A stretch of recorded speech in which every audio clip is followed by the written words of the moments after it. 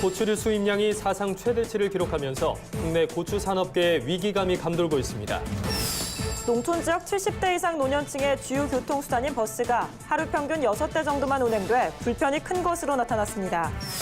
한여름밤에 맥주를 즐기는 문화가 일상이 된 요즘, 우리나라 맥주의 역사를 한눈에 볼 수 있는 맥주 기획전이 인기를 끌고 있습니다.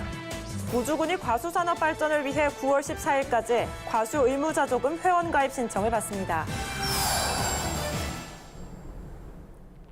여러분 안녕하십니까? NBS 뉴스 24입니다. 첫 번째 소식입니다. 관세청 집계 결과 2017년산 고추류 수입량이 사상 최대치를 기록했습니다.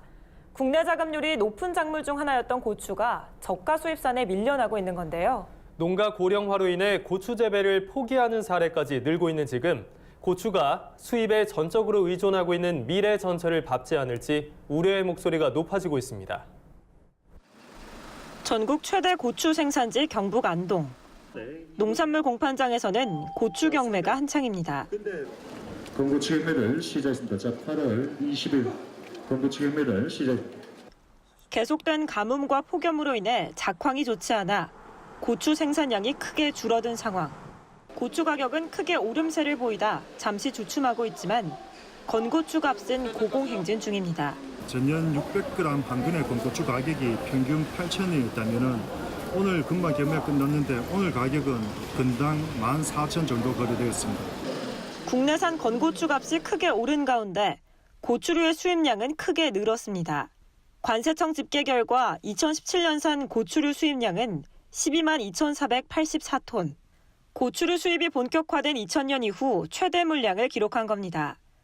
이 중 건고추 형태의 수입은 10% 미만이고 홍고추로 수확해 약간 말린 뒤 바로 냉동한 이른바 냉동고추나 고춧가루에 양념들을 섞어 만든 혼합 조미료가 대부분을 차지했습니다.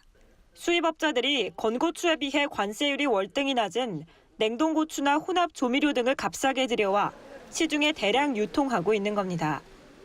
이처럼 저가에 들여오는 수입산에 밀리고 있는 데다 농가 고령화로 재배를 포기하는 사례까지 늘어나고 있습니다.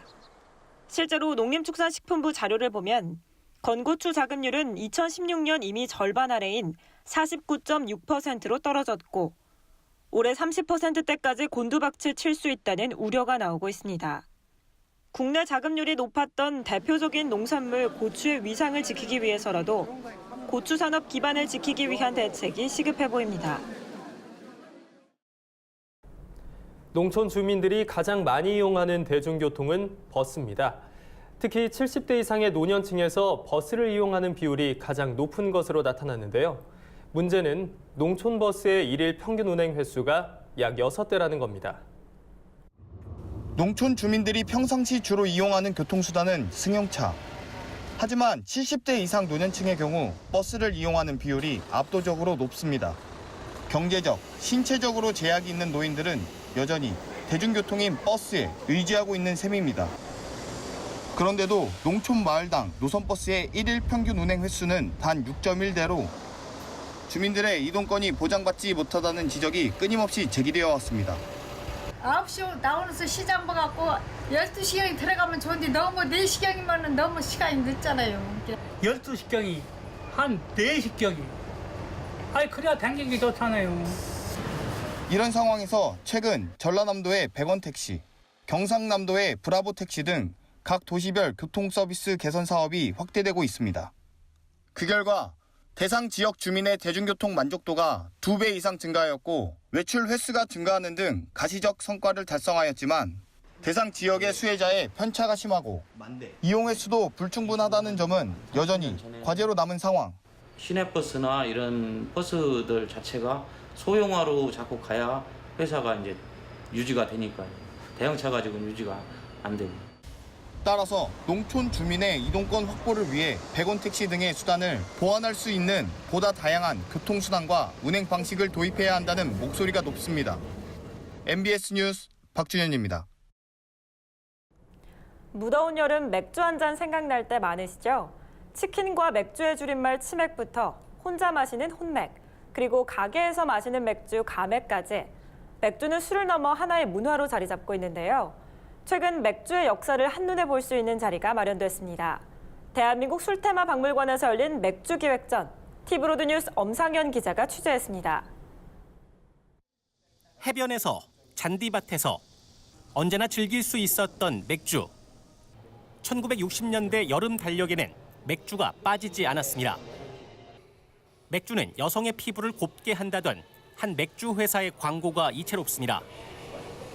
대한민국 맥주의 역사, 과연 어떻게 지금까지 흘러왔을까? 대한민국 술테마 박물관이 여름을 맞아 맥주 기획전을 열었습니다. 맥주는 1933년부터 우리나라 생산 이래 시원한 맛과 청량감으로 여름철을 대표하는 술로 자리매김하였는데요. 지난 반세기 동안 우리나라 맥주 시장을 놓고 치열한 점유율 전쟁을 펼쳐왔던 조선 맥주와 오비 맥주를 중심으로 광복 이후 우리나라 맥주 시장은 조선 맥주와 동양 맥주가 주도했습니다. 두 회사는 여러 우여곡절을 거쳐 각각 지금의 하이트와 오비로 그 명맥을 이어가고 있는 중.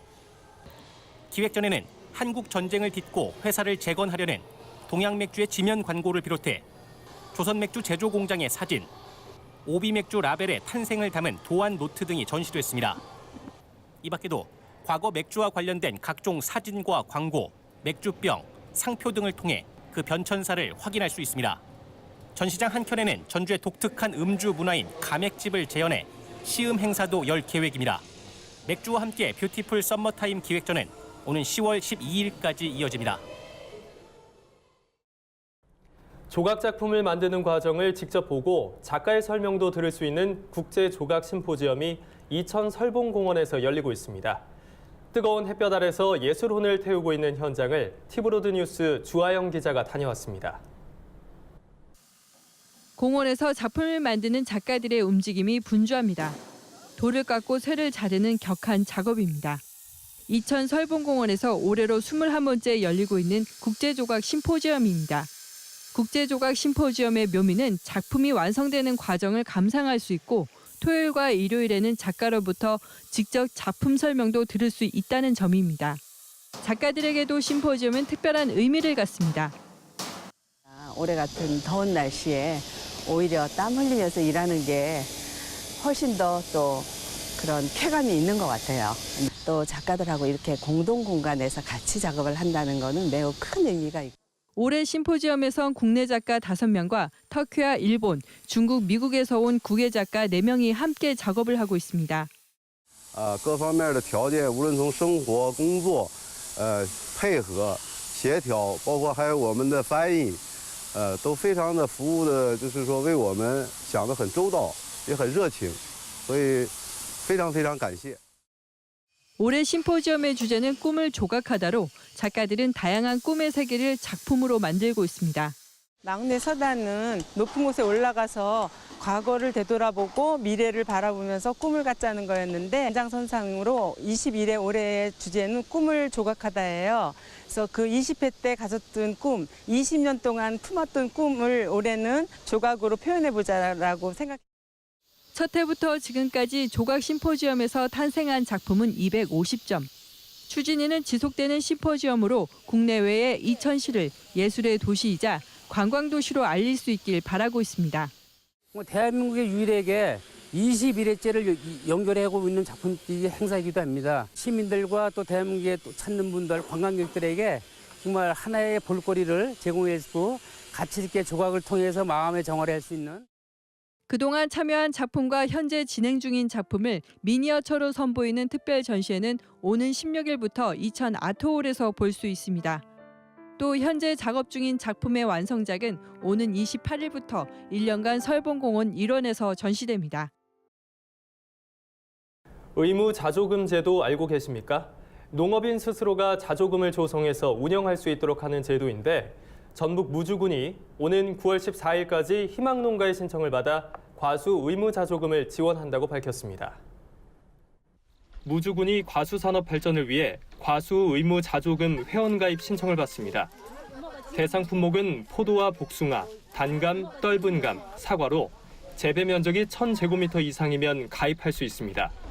가입 희망농가는 9월 14일까지 거주지 관할 읍면 주민자치센터나 소속농협의 지도 판매계에 신청하면 됩니다. 의무 자조금은 농업인 스스로가 자조금을 조성 운영할 수 있도록 하는 제도입니다. 네, 오늘 저희가 준비한 소식은 여기까지입니다. NBS 뉴스 24 마칩니다. 함께해 주신 여러분 고맙습니다.